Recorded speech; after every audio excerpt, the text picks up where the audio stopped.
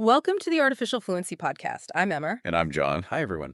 Today, we're diving into something that can, well, really unlock your English idioms and phrases. You Hmm. know, there's expressions where the real meaning isn't obvious just from the words themselves. It's Yeah, almost like there's a kind of secret language hidden inside English sometimes. that's a really good way to put it. You might feel you have a strong grasp of, grammar and vocabulary, Right. but then you hear a native speaker say something like, it's raining cats and dogs, and Yeah. suddenly you're picturing, well, something pretty chaotic. Exactly. And that has nothing to do with the actual weather. Not at all.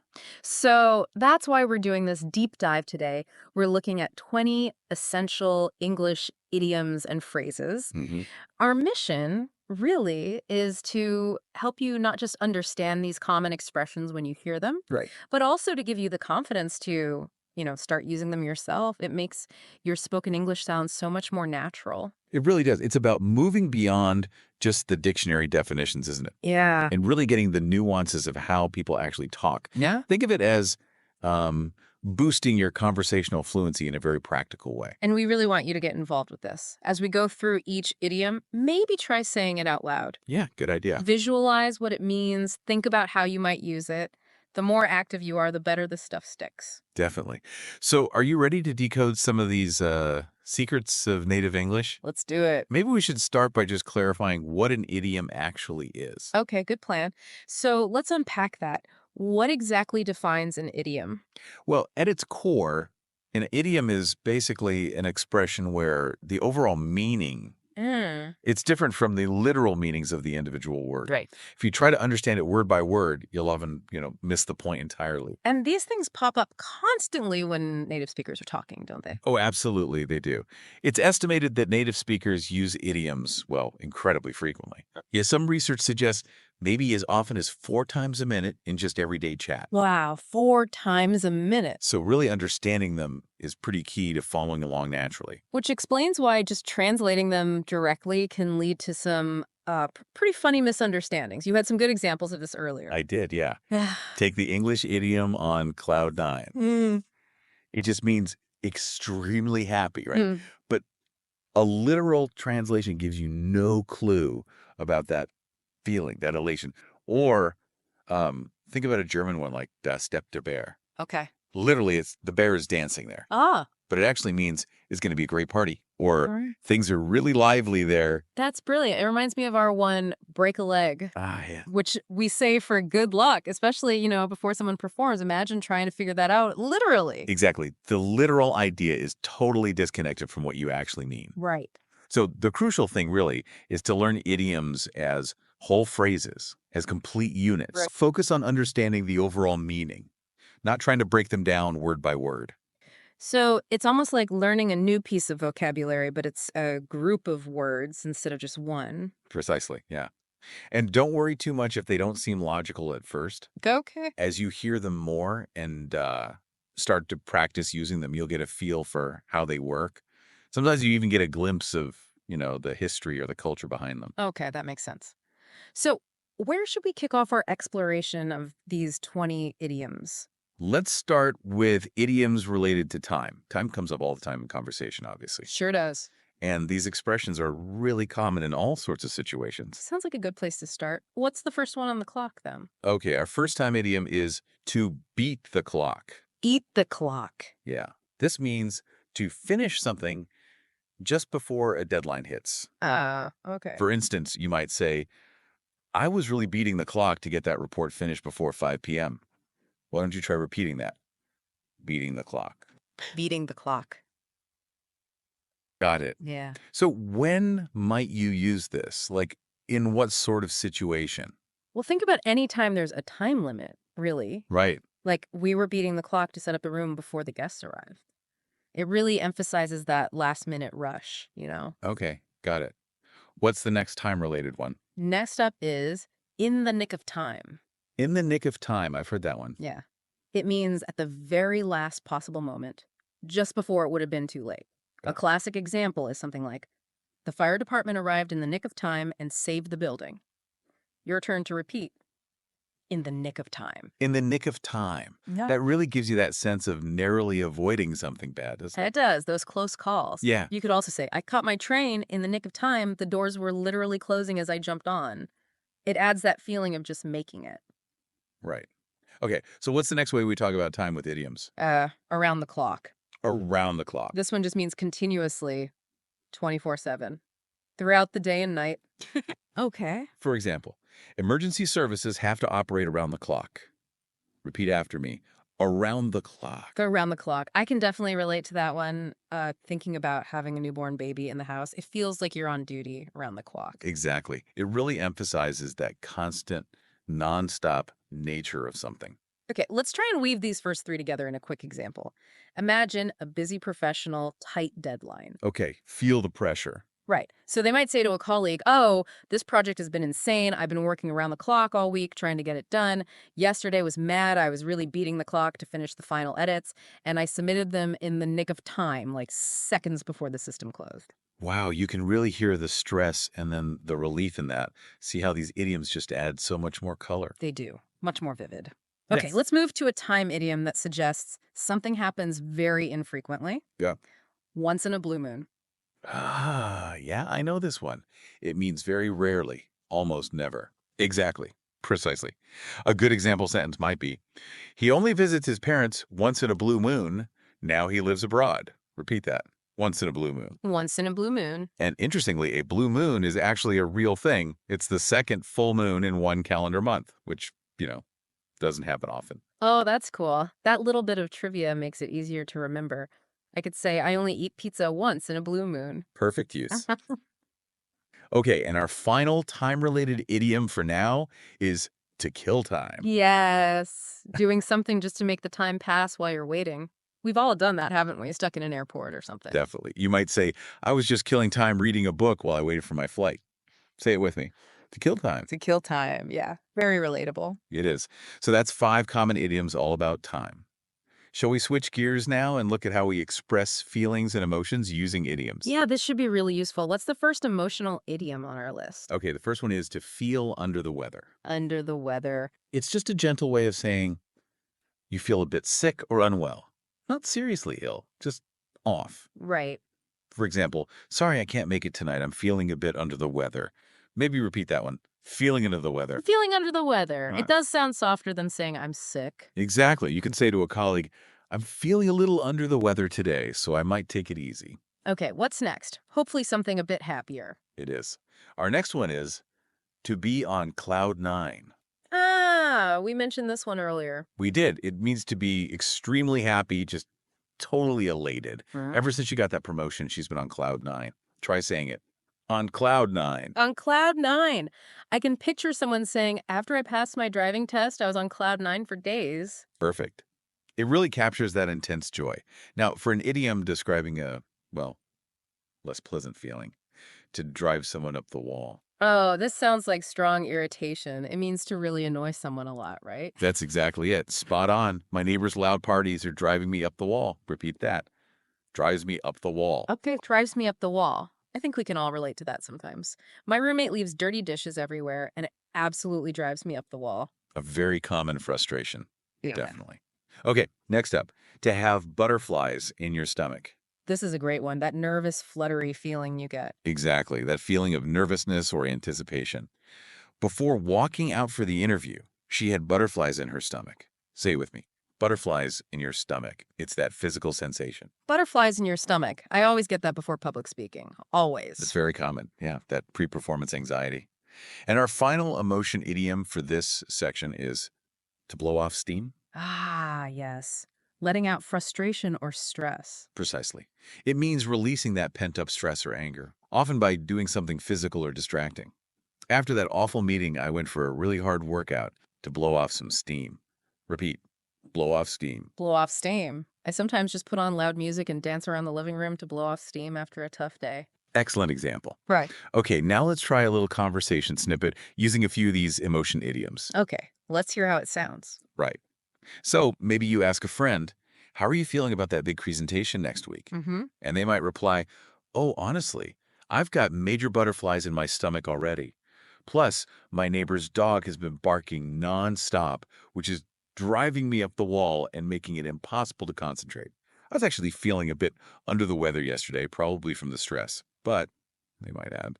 I'm just hoping that once it's over, I'll be totally on cloud nine and I can finally blow off some steam and relax. See how much more vivid that is. Using those idioms really paints a picture of their emotional state, doesn't it? Absolutely. It adds that whole emotional layer. Okay, let's move on. How about idioms related to conversation itself, how we communicate? These are super useful for just navigating social interactions. Oh, yeah, this sounds incredibly practical for learners. What's the first communication idiom? It's to get to the point. Get to the point. Simple, direct. Exactly. It means to say what you mean directly without rambling or adding lots of unnecessary stuff. For example, he talked for about 10 minutes before finally getting to the point and asking for help. Repeat, get to the point. Get to the point. I can see the value in this. You might say politely in a meeting, sorry, but could we try to get to the point so we can make a decision soon? Exactly. Very useful. Next, we have to put words in someone's mouth. Oh, right. This is when someone claims you said or meant something that you actually didn't. Precisely. Misrepresenting what someone said. Hey, don't put words in my mouth. I never said I hated the idea. I just said I had some questions. Try saying that phrase, put words in my mouth. Put words in my mouth. It's definitely useful to be able to call that out when someone does it. Absolutely. Okay, another key one, to be all ears. This means you're listening really carefully, right? You're super interested. That's it. Fully attentive. Tell me all about your holiday. I'm all ears. Repeat. I'm all ears. It shows you're giving your full attention. I'm all ears. You'd say this when a friend is about to spill some gossip or share big news. Exactly. Now let's look at to hold your tongue. This means stopping yourself from saying something, usually because it might cause trouble or be inappropriate. Precisely. You want to say it, but you consciously decide not to. I really disagreed with his comment, but I decided to hold my tongue. Say it with me. Hold my tongue. Hold my tongue. That can be hard It sometimes. certainly can. And our final communication idiom for this bit is to talk someone's ear off. Yes. When someone just talks and talks and talks, maybe boring the listener a bit. Exactly that. Talking for a very long time, possibly to the point of tiring the other person out. Be careful asking my uncle about his stamp collection. He'll talk your ear off for hours. Repeat, talk your ear off. Talk your ear off. It's a funny one, but very descriptive.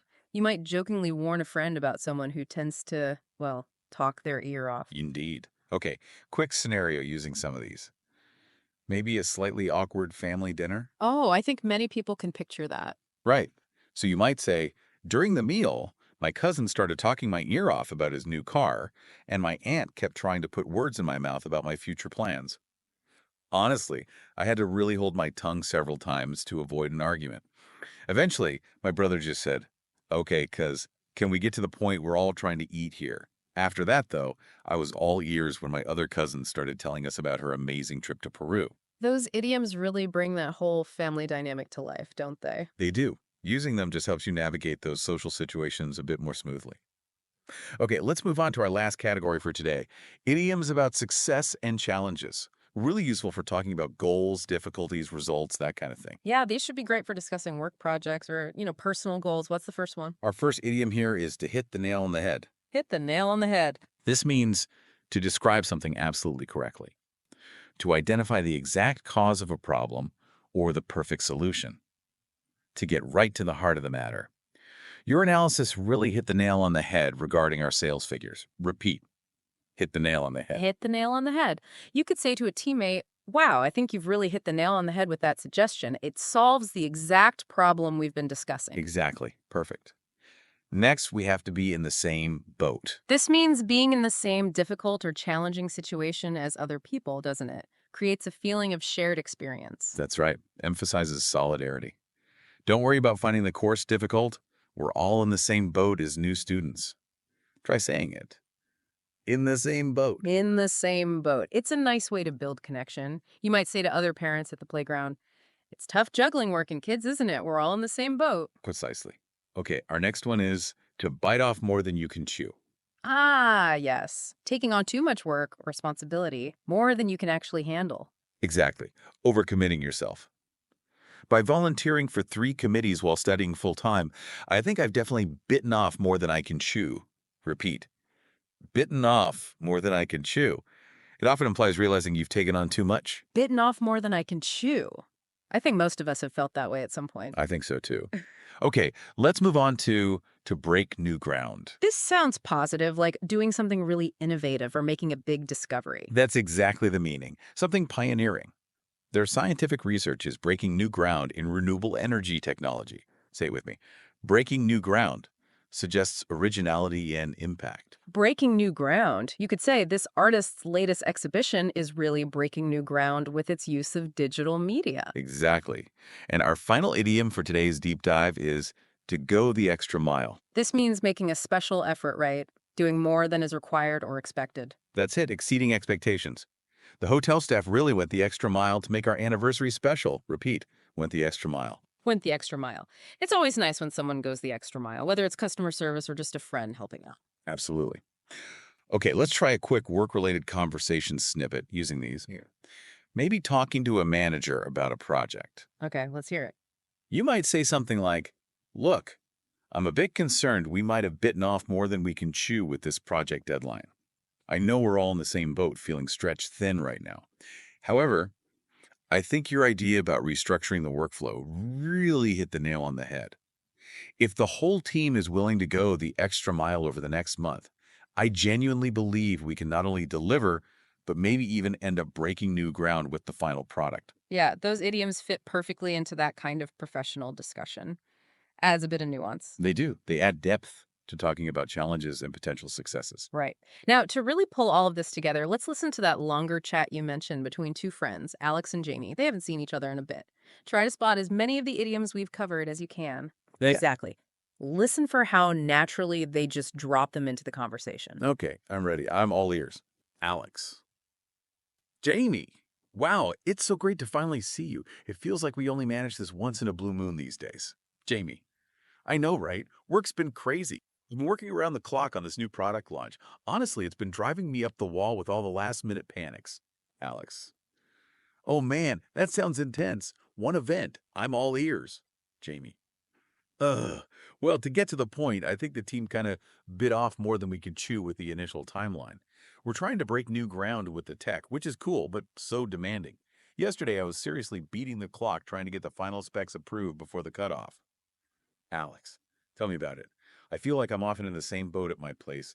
My manager tends to talk my ear off about achieving targets, but isn't always great with the actual support, you know? Totally. And sometimes in planning meetings, I really have to hold my tongue when someone tries to put words in my mouth about, like, my doubts about the strategy. Alex. That sounds so frustrating. How are you coping with all the stress then? Jemmy. Well, I've started going for runs after work to blow off steam. Ah. But I did get some amazing news yesterday, which has me completely on cloud nine. I got that senior position I applied for. Alex. No way. Jamie, that's fantastic. Congratulations. This is brilliant. You know, I had terrible butterflies in my stomach just last week giving that big client presentation, but it actually went okay in the end. My boss even said I really hit the nail on the head with my analysis. Jamie, well done. You always go the extra mile preparing for those things. Hey, are you feeling okay, though? You look a little under the weather. Alex.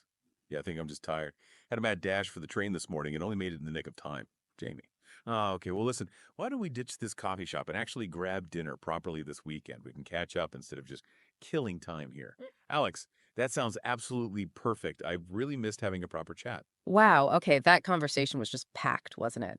So many of the idioms we've just discussed. And you can really hear how they make the chat sound, well, real, natural, and expressive. They really do. Native speakers sprinkle these kinds of expressions into their conversations without even thinking about it. Mm-hmm. And as you probably noticed, the context usually makes the meaning pretty clear, even if it's the first time you're hearing that specific idiom. Yeah, that's true.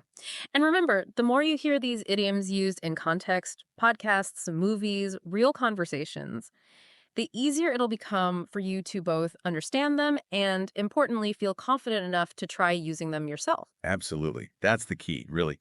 Don't be afraid to give them a go. It's a huge step towards making your own English sound more natural and fluent. Well, congratulations, everyone. You've just completed a pretty intensive deep dive into 20 essential English idioms and phrases. Yeah, well done.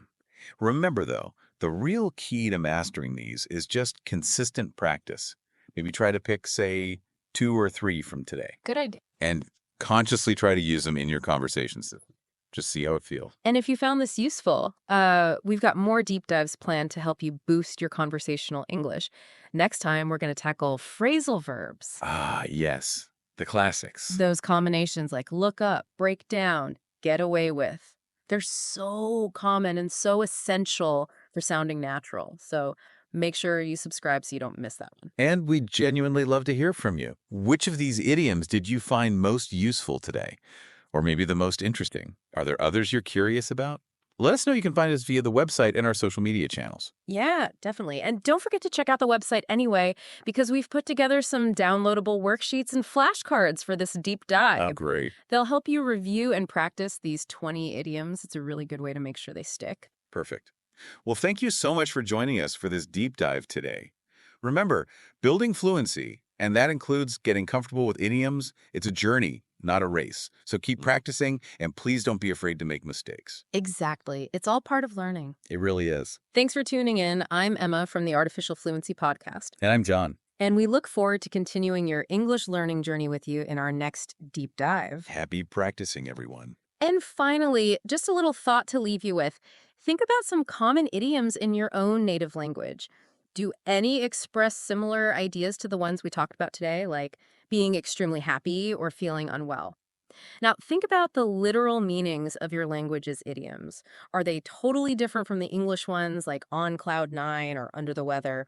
Considering these kinds of cross-language comparisons can actually offer some pretty fascinating insights into how different cultures see and express the world. Something to think about.